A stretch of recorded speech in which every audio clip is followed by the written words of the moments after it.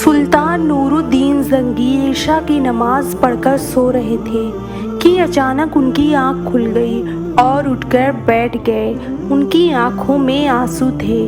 کہنے لگے، میرے ہوتے ہوئے میرے نبی کریم صلی اللہ علیہ وسلم کو کون ستا رہا ہے؟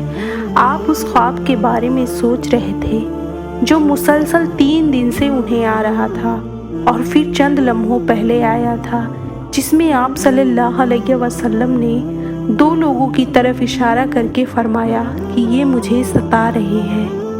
اب سلطان نور الدین زنگی کو سکون کہا تھا۔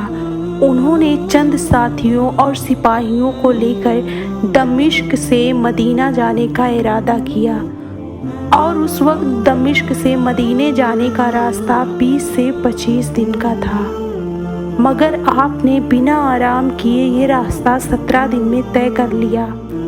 مدینہ پہنچ کر آپ نے مدینے آنے جانے والے تمام راستے بند کروا دیے اور تمام خاص اور عام کو اپنے ساتھ کھانے پر بلایا۔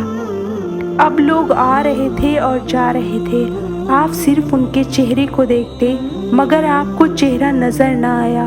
اب سلطان کو فکر ہو گئی اور آپ نے مدینے کے حاکم سے فرمایا کہ کیا کوئی ایسا ہے جو اس دعوت میں شریک نہ ہوا ہو؟ جواب ملا کہ مدینے رہنے والوں میں سے تو کوئی بھی نہیں، ہاں مگر 2 غریب مسافر ہیں جو روضہ رسول کے پاس ایک مکان میں رہتے ہیں، تمام دن عبادت کرتے ہیں اور شام کو جنت البقیع میں لوگوں کو پانی پلاتے ہیں، اور یہ لوگ کافی وقت سے مدینے میں رہ رہے ہیں۔ سلطان نے ان سے ملنے کی خواہش جتائی۔ دونوں مسافر بظاہر بہت عبادت گزار لگتے تھے۔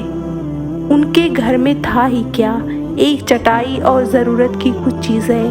ایک دم سے سلطان کو چٹائی کا فرش ہلتا ہوا نظر آیا۔ اس نے چٹائی ہٹا کر دیکھی تو وہاں ایک سرنگ تھی۔ آپ نے سپاہی کو سرنگ میں اترنے کا حکم دیا۔ وہ سرنگ میں داخل ہوئے اور واپس آ کر بتایا، یہ سرنگ نبی کریم صلی اللہ علیہ وسلم کی قبر مبارک کی طرف جاتی ہے۔ سن کر سلطان کے چہرے پہ غصہ اور غضب کی کیفیت طاری ہو گئی۔ آپ نے دونوں مسافروں سے پوچھا کہ سچ بتاؤ، تم لوگ کون ہو؟ کافی پوچھنے کے بعد انہوں نے بتایا کہ وہ نصرانی عیسائی ہیں اور اپنی قوم کی طرف سے تمہارے پیغمبر کے جسم اطہر چوری کرنے کے لیے بھیجے گئے ہیں۔ سلطان یہ سن کر رونے لگے۔